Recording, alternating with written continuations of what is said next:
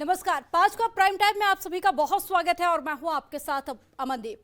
उत्तर भारत में जैसे जैसे शीतलहर धीरे धीरे बढ़ने लगी है, लोगों के पंखे कूलर बंद होने लगे हैं, कंबल चादर निकलने लगी है। लेकिन उत्तर प्रदेश की राजनीतिक फिजाओं में जैसे जैसे चुनाव का समय आ रहा है, सियासी गर्माहट और तकरार बढ़ने लगी है। सत्ता पक्ष में काबिज बीजेपी लगातार अपने आप को मजबूत दिखाने के लिए फिर से 2017 चुनाव वाले फॉर्मूले पर बढ़ती दिख रही है और इसका जिम्मा राज्य के मुखिया और बीजेपी के फायर ब्रांड नेता योगी आदित्यनाथ ने खुद अपने हाथों में ले लिया है। योगी आदित्यनाथ ने जनता को लुभाने के लिए फिर से 2017 के पहले के माहौल की और लोगों का ध्यान खींचने की कोशिश की है। उन्होंने इसकी शुरुआत पश्चिमी यूपी के विवादित मुद्दे रहे कैराना पलायन और साथ ही मुजफ्फरनगर दंगों का जिक्र कर इस और पहला कदम बढ़ा दिया है। योगी आदित्यनाथ का सीधा हमला सिर्फ और सिर्फ एक ही पार्टी के खिलाफ केंद्रित दिख रहा है और वो पार्टी है समाजवादी पार्टी। क्योंकि अगर इस समय उत्तर प्रदेश में बीजेपी के मुकाबले में जो पार्टी अभी के लिए खड़ी दिखाई दे रही है वो समाजवादी पार्टी है। सीएम योगी अपराध, दंगे, पलायन, अराजकता जैसे मुद्दों को हवा दे रहे हैं। ऐसे में भला समाजवादी पार्टी कहां चुप बैठने वाली है। सपा के मुखिया अखिलेश यादव ने भ्रष्टाचार के मुद्दे को बीजेपी की काट के रूप में थाम लिया है। वह लगातार प्रेस कॉन्फ्रेंस कर योगी सरकार के 5 साल के कार्यकाल में हुए कामों में कथित भ्रष्टाचार का हवाला दे रहे हैं। अखिलेश यादव का निशाना सिर्फ राज्य ही नहीं बल्कि केंद्र सरकार पर भी देखा गया।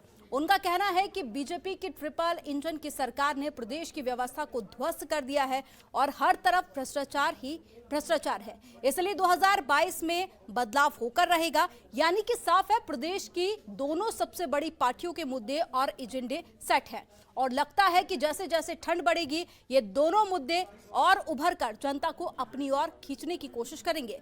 पहले सुनिए दोनों नेताओं ने क्या कुछ कहा।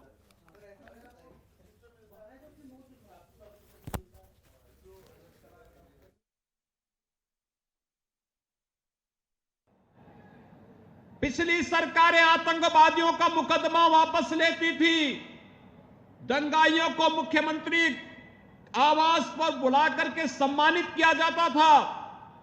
लेकिन हमारी सरकार में आतंकवादियों को उनके लोक में पहुंचाने का कार्य होता है। आतंकवादियों के साथ किसी प्रकार की कोई रियायत नहीं, किसी प्रकार का कोई समझौता नहीं। उत्तर प्रदेश को बर्बाद करने का काम अगर किसी ने किया है तो भारतीय जनता पार्टी ने लगातार उत्तर प्रदेश को 4.5 साल में पीछे कर दिया, बर्बाद कर दिया। हमारे व्यापारी लोग बैठे हैं, इनसे पूछिए व्यापार की क्या हालत है। व्यापारियों ने आत्महत्या की है, छात्र नौजवानों ने आत्महत्या की है, किसान ने आत्महत्या की है। कोई जवाब है सरकार के पास कि किसानों ने जहां आत्महत्या की हो, व्यापारियों ने बड़े पैमाने पर आत्महत्या कर ली? कोई जवाब है सरकार के पास? आज आत्महत्या में हम आगे जा रहे हैं, कोई है जवाब सरकार के पास? ये सरकार बड़े लोगों के लिए है। नोटबंदी से बड़े लोगों को, बड़े उद्योगपतियों को लाभ पहुंचाने का काम भारतीय जनता पार्टी ने किया। ऐसे में कई सारे सवाल उठते हैं कि अराजकता बनाम भ्रष्टाचार किसका लगाएगा बेड़ा पार। भ्रष्टाचार का उठा मुद्दा क्या सपा का है चुनावी एजेंडा?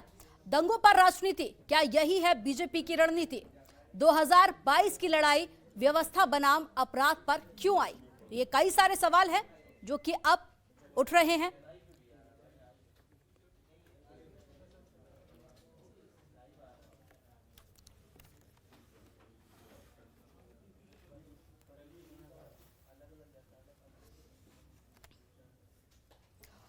और इसी खास चर्चा पर हमारे साथ में एक खास पैनल मौजूद है। बीजेपी से प्रवक्ता है हमारे साथ में आलोक वर्मा जी, और साथ ही आपको बता दें कि समाजवादी पार्टी से प्रवक्ता हमारे साथ में डॉक्टर अभिषेक राय जुड़े हुए हैं। आप दोनों का जनतंत्र टीवी में बहुत स्वागत है। सबसे पहले आलोक वर्मा जी आपके पास में आऊंगे कि जिस तरह से हम देख रहे हैं कि लगातार विधानसभा चुनाव करीब आ रहे हैं, वैसे वैसे जो राजनीतिक सरगर्मियां हैं वो भी बढ़ गई हैं। आरोप और प्रत्यारोप का जो सिलसिला है वो भी बढ़ता जा रहा है। आज अखिलेश यादव ने क्या कुछ कहा, मुझे लगता है आपने भी सुना होगा। जमकर निशाना उन्होंने बीजेपी पर साधा है, क्या कुछ कहना चाहेंगे? यादव जी का बहुत शानदार काम था, तभी 2017 में उनको ये मिले।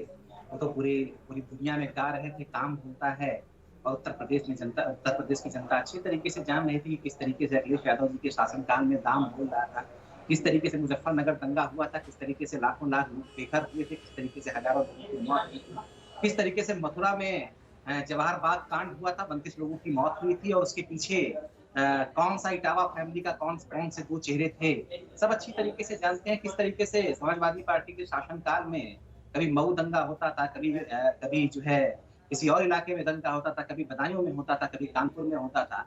तो वो शासन भी उत्तर प्रदेश के लोगों ने देखा है और उसका नतीजा भी 2017 में निकल के सामने आया है, जब कांग्रेस के साथ गठबंधन करने के बाद सारी बड़ी बड़ी बातें करने के बावजूद कुल मिला के 54 सीटें दोनों पार्टियों को मिली थी। 2019 तक भी यही चीज कर रहे थे, उस समय बड़ा शानदार गठबंधन बनाया था, बसपा के साथ कुल मिला के 15 सीटें आई थी। पंचायत चुनाव में भी किस तरीके से हालत हुई थी समाजवादी पार्टी की सब अच्छी तरीके से जानते हैं, बहुत सारे घर ढह गए थे। तो मुझे लगता है 2022 की घबराहट है, इसीलिए ना मुख्तार अंसारी के भाई को पार्टी में शामिल कराया गया, इसीलिए ना राजभर को भेजा गया मुख्तार अंसारी से मिलने के लिए। उत्तर प्रदेश में कौन नहीं जानता कि मुख्तार अंसारी कौन है, किस तरीके से पूर्वी उत्तर प्रदेश में मुख्तार अंसारी का एक प्रभुत्व चलता रहा था और आप फिर से चाहते हैं कि आगे भी अगर कोई सरकार बदले तो फिर से मुख्तार अंसारी जैसे माफिया जो उत्तर प्रदेश में राज करे, अतीक अहमद जैसे माफियाओं को आपने सत्ता सौंप रखी थी। तो मुझे तो अच्छी तरह याद है कि जिस समय समाजवादी पार्टी में व्यवधान चल रहा था, शिवपाल यादव जी से झगड़ा चल रहा था, उस समय किस तरीके से अतीक अहमद सड़कों पर उतर करके अखिलेश यादव जी का सपोर्ट कर रहे थे, किस तरीके से वो कुर्बानी सेना के मेंबर हुए पड़े थे। लेकिन आलोक जी 2017 में भी तो यही मुद्दे उठाकर बीजेपी सत्ता में आई थी, तो क्या यही फॉर्मूला अब 2022 में सत्ता में लाएगा क्या बीजेपी को? यही मुद्दे थे जो आप लोगों ने 2017 में उठाए थे। नहीं, 2022 में तो हम कह रहे हैं कि सबका साथ सबका विश्वास हम हासिल कर रहे हैं, सबके विकास की बात हम कर रहे हैं। भारतीय जनता पार्टी जात जमात की सियासत नहीं करती, जात जमात की राजनीति नहीं करती। हमारे लिए सभी धर्मों के लोग एक जैसे हैं। जो योजनाएं बनती है वो सबके लिए बनती है, किसी भी जाति के लिए, किसी भी समूह के लिए, किसी भी धर्म के लिए बनती है। और विकास की अपनी जो योजनाएं हैं जिस पर हम आगे बढ़े हैं, उन्हीं को लेकर के हम लगातार पिछले 5 सालों से वोट मांगते रहे। भाई परिवर्तन का हमारा उद्देश्य है, उत्तर प्रदेश की तस्वीर बदले, उत्तर प्रदेश आगे बढ़े। जो माफिया राज में, जो बीमारू राज्यों में शुमार किया जाता था उत्तर प्रदेश, उसकी तस्वीर बदले। जो गुंडा राज हुआ करता था उत्तर प्रदेश में, जो माफिया राज हुआ करता था उत्तर प्रदेश में, वो तस्वीर बदले। मुख्तार अंसारी जैसे माफिया किस तरीके से पिछले 4.5-5 सालों में फरार होते रहे, भागते रहे, पंजाब की जेलों में शरण लेते रहे, और किस तरीके से अतीक अहमद जैसे माफिया जो है कहीं गुजरात की जेल में कहीं बैठे हुए शरण आए हैं। कहीं आपने देखा किसी बड़े माफिया को सड़कों पर उतरते हुए और जिस तरीके से पहले वसूली किया करते थे वैसे वसूली करते हुए? तो ये तस्वीर बदलने की कोशिश हमने उत्तर प्रदेश की है। नई तस्वीर हम लेकर के आए हैं विकास की तरफ, विकास के उद्देश्य लेकर के हम आगे बढ़े हैं। और वही जो काम हमने किया है उत्तर प्रदेश के लोगों के लिए, जो तस्वीर बदलने की कोशिश की है, जिस तरीके से हमने लगातार सड़कों पर उतरा था। आपको तो अच्छी तरह याद होगा कोविड पीरियड में किस तरीके से विकराल स्थिति केवल उत्तर प्रदेश की नहीं, पूरी देश दुनिया की, लेकिन किस तरीके से सत्ता तंत्र ने इस पर काबू पाया। और आज भी उत्तर प्रदेश देश के बहुत सारे हिस्सों से बहुत बेहतर है। आज हम खुली हवा में सांस ले पाते हैं, उत्तर प्रदेश में ले पाते हैं। किस तरीके से हमने टीकाकरण का अभियान चलाया और किस तरीके से लोगों को अपने साथ जोड़ा, पूरे सिस्टम को अपने साथ जोड़ा, कहीं कोई पलायन नहीं हुआ। आलोक जी, अभिषेक जी भी हमारे साथ जुड़े हुए हैं, जो बीजेपी को लेकर आप तमाम बड़े दावे और वादे कर रहे हैं, उनसे जान लेते हैं कि उनका क्या कुछ कहना है, क्या कुछ कहना चाहेंगे अभिषेक राय जी, क्योंकि जो तमाम वादे और दावे हैं यहाँ पर आलोक जी कर रहे हैं कि पिछले जो 5 साल में काफी हद तक सुधार हुआ है, और जो गुंडा राज और जो भ्रष्टाचार का आरोप अभी तक अखिलेश यादव लगा रहे थे बीजेपी की सरकार पर, वो उस पर पलटवार कर रहे हैं कि पिछले 5 साल में काफी हद तक सुधार हुआ है, उससे पहले जरूर गुंडा राज हुआ करता था। अमनदीप जी देखे, पूरी मीडिया जानती है, पूरी देश की जनता जानती है, हमारे भाई जो है आलोक जी भोले बनने का नाटक करते हैं। ये आंकड़ों से खेलने का काम करते हैं। मैं इनसे पूछना चाहता हूँ, टॉप 10 माफियाओं की लिस्ट निकाल दें, और उसमें इन्होंने 2 लोगों को एमएलसी बना रखा है। वो टिफिन में बल्कि ना वहां पे भेजते हैं, ये क्या कहते हैं, जेल में। तो इन्हें ये कहते हैं ना, अपने आंकड़े छुपाते हैं। आज अपराधी, आप एडीए की रिपोर्ट देख लो, 37% जो विधायक हैं और भाजपा के सांसद हैं, उनके ऊपर 2 से ज्यादा आपराधिक मुकदमे दर्ज हैं। अजय मिश्रा टेनी जी को देख लो, 26 सितंबर का उनका भाषण दे लो, वो खुद कहते हैं मेरा इतिहास जान लो। जब लोगों ने इतिहास जाना, सारे मीडिया चैनलों को पता है, सारी जनता को पता है उनका इतिहास क्या है।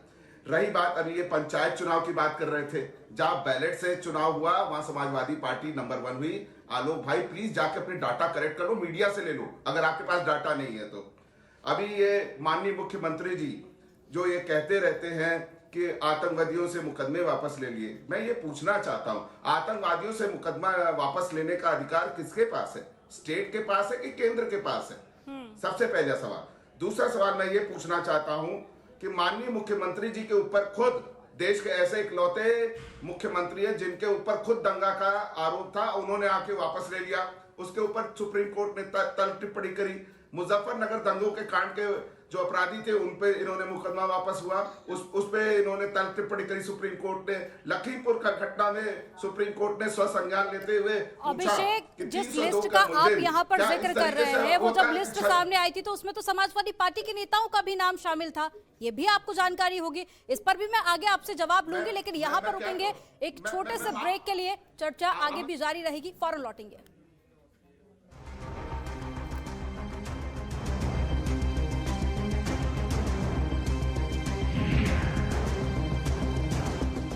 आलोक जी, आपके पास में आऊंगी मैं कि देखिए, सवाल तो ये जायज है कि 107 से ज्यादा एनकाउंटर उत्तर प्रदेश में हो चुके हैं, जो अपराधियों को लेकर सरकार बड़े बड़े दावे करती है कि अपराध काफी हद तक कंट्रोल हुआ है, क्राइम रेट घटा है, लेकिन जो पार्टी में लोग हैं उन पर जो आपराधिक मामले दर्ज है, उनका क्या, उन पर क्या कार्रवाई होगी?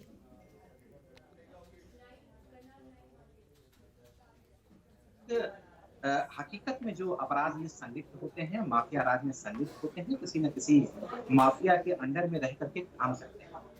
19 मार्च 2017 को जब योगी जी की सरकार आई, उससे पहले कुछ इस तरीके के हालात थे उत्तर प्रदेश के कि कुछ इलाके अलग अलग गढ़ों में बांट दिए गए। ऐसे मुख्तार अंसारी का पूरा राज चलता था पूर्वी उत्तर प्रदेश में। इसी तरीके से अतीक अहमद जो है प्रयागराज पे में राज किया करता था। पश्चिमी उत्तर प्रदेश किसी दूसरे माफिया के हवाले था। तो छोटे छोटे अलग अलग इलाके जो है वो माफियाओं के हिस्से आ जाए। अभिषेक जी, मैं आपको मौका दूंगी, लेकिन पहले बात पूरी हो जाने दीजिए आलोक जी की, मैं आपको भी मौका दूंगी बोलने का। अरे साहब रुक जाइए साहब, अरे रुक जाइए साहब, रुक जाइए साहब। आलोक जी, अपनी बात पूरी कीजिए। बोल रहे थे, बिल्कुल नहीं। तो इस तरीके से उत्तर प्रदेश का जो सत्ता का जो तरीका था, चाहे वो समाजवादी पार्टी हो, चाहे कुछ और दूसरे दल हो जिनका नाम अभी मैं नहीं लेना चाह रहा हूँ क्योंकि हमारे साथ वो बैठे नहीं है, उस समय उत्तर प्रदेश में सियासत कुछ इसी तरीके से होती थी कि इलाकों को माफियाओं के हवाले कर दिया जाता था। वो धमका करके, वसूली करके, पैसे इकट्ठा करके, पैसे बांट करके उत्तर प्रदेश में अलग अलग दलों की सत्ता स्थापित करते थे। और इसमें बताने की जरूरत नहीं, उसमें समाजवादी पार्टी सबसे आगे। मुख्तार अंसारी एक ऐसा ही चेहरा उत्तर प्रदेश में था, अतीक अहमद एक ऐसा ही चेहरा उत्तर प्रदेश में है। और जो लोग उत्तर प्रदेश के निवासी हैं वो अच्छी तरीके से इन चेहरों को अच्छी तरीके से, बेहतर तरीके से जानते हैं और पूरा उत्तर प्रदेश जानता है। ऐसे बहुत सारे नाम हैं जो समाजवादी पार्टी के आलोक जी, यहाँ पर बात ये हो रही है, आलोक जी प्लीज सवाल सुन लीजिए। यहाँ पर बात ये हो रही है कि जो पार्टी के नेताओं पर मामले दर्ज है उन पर इतनी सख्ती क्यों नहीं बरती जाती है? आपने कहा कि अपराध कंट्रोल में हुआ है, बिल्कुल हुआ है, पहले के मुकाबले कई सारे एनकाउंटर भी किए गए हैं, क्राइम रेट भी घटा है, लेकिन आप ये भी तो समझिए ना कि जो पार्टी के लोग हैं उन पे जो मामले दर्ज है उन पर सख्ती क्यों नहीं दिखाई जाती? नहीं, बिल्कुल सत्ता तंत्र का काम यही है। उत्तर प्रदेश में जब 19 मार्च 2017 को योगी जी का शासन आया तो सबसे पहले जो मीटिंग योगी जी ने की उसमें यही बात कही कि उत्तर प्रदेश में हमें एक भी माफिया उत्तर प्रदेश की सीमा के भीतर नहीं चाहिए। माफिया या तो जेल के अंदर हो या तो उत्तर प्रदेश की सीमा के बाहर हो, और अगर नहीं हो तो कहीं और हो। तो मुझे लगता है कि उसका असर भी दिखाई पड़ा। लगातार उत्तर प्रदेश में जो कानून व्यवस्था स्थापित हुई, जो बड़े बड़े माफिया थे, जो बड़े बड़े चेहरे थे, उत्तर प्रदेश की सीमा से बाहर निकलने की कोशिश करने लगे, जमानत अपने निरस्त करा करके जेलों में जाने लगे, और उसका असर भी दिखने लगा। दूसरी बात जो आपने एक सवाल किया है कि देखिए, हो सकता है कि आलोक वर्मा के ऊपर भी कोई सरकार जो है कोई मामला दर्ज करा दे। इसका मतलब नहीं, राजनीतिक मामले भी बहुत तरीके से दर्ज किए जाते हैं। इसका मतलब नहीं कि आलोक वर्मा जो है अपराधी हो गए। तो मुझे लगता है कि ये भी देखने की जरूरत है। ठीक है आलोक जी, अभिषेक जी से जवाब ले लेते हैं। आलोक जी, अभिषेक जी से जवाब ले लीजिए, बोलिए अभिषेक जी। मैं अमनदीप जी, मैं ये पूछ रहा हूँ, ये मुख्तार अंसारी का नाम ले रहे हैं, पूरे पूर्वांचल को पता है कि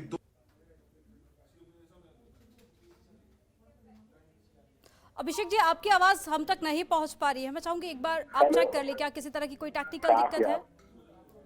हेलो जी अभिषेक जी बोलिए। जी बोलिए।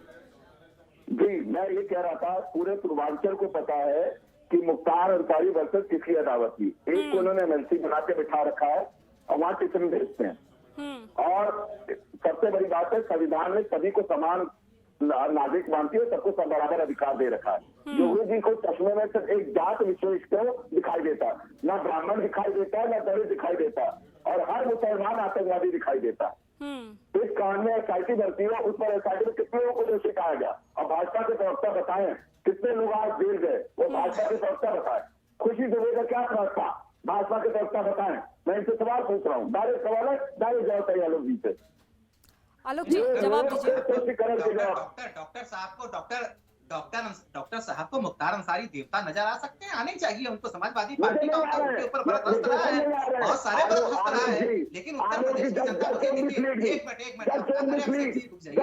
मिनट अरे ठहर जाइए ना साहब, ऑब्जेक्शन है, ठहर जाइए, ऑब्जेक्शन है। अब आप ठहर जाइए। अगर आप काफी बोलना चाहते हैं, बीच में टोकना, देखिए अरे डॉक्टर साहब आपकी मजबूरी में समझता हूँ, आपकी मजबूरी में समझता हूँ, आपको बचाव करना है, कोई दिक्कत नहीं, आप बचाव करते रहिए। देखिए भारतीय जनता पार्टी की जो सरकार है, अगर वो अपराधियों को बर्दाश्त नहीं करती तो नहीं करेगी। आलोक जी अभिषेक जी की बात पूरी हो जाने दीजिए, बोलिए अभिषेक जी।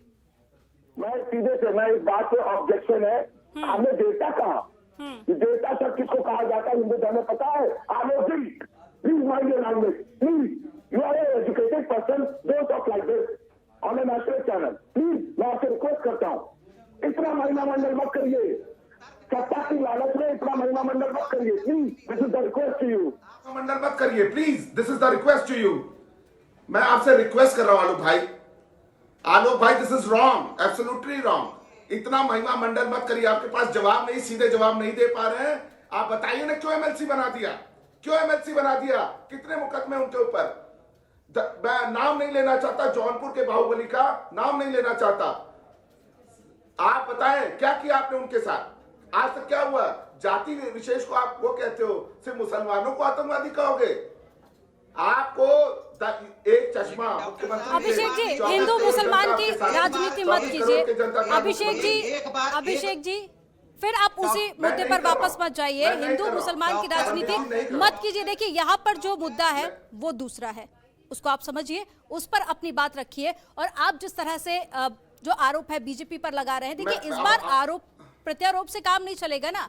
आगे की रणनीति क्या रहेगी समाजवादी पार्टी की? और आज तो देखिए अखिलेश यादव ने यहां तक कह दिया कि चुनाव आयोग दबाव में काम कर रहा है। अब आप स्पष्ट कीजिए कि किसके दबाव में चुनाव आयोग कार्य कर रहा है?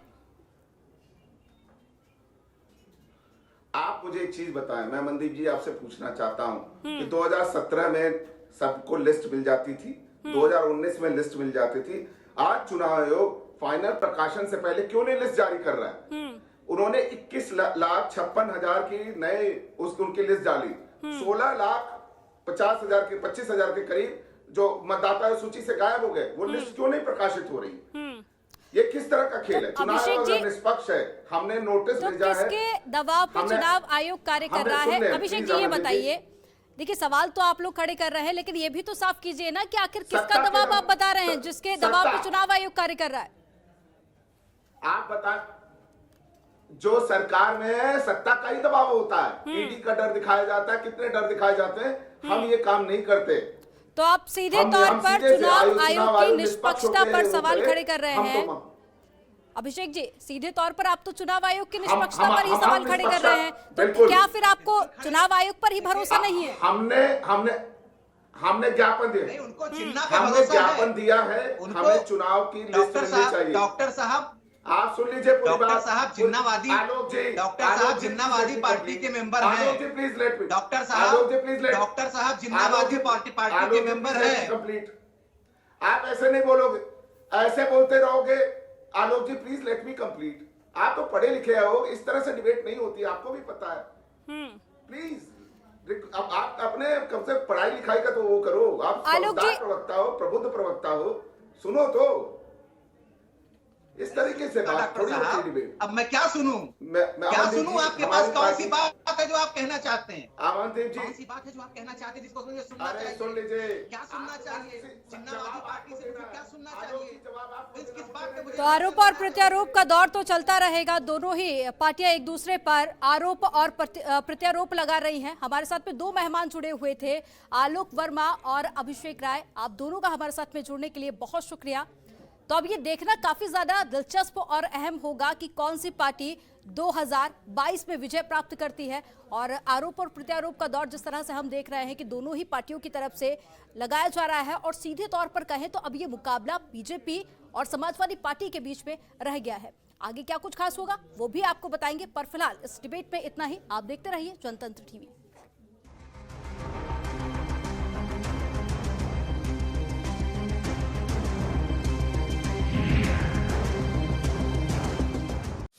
खबरों के निष्पक्ष विश्लेषण के लिए सब्सक्राइब करें Jantantra TV and press the bell icon. Never miss any update.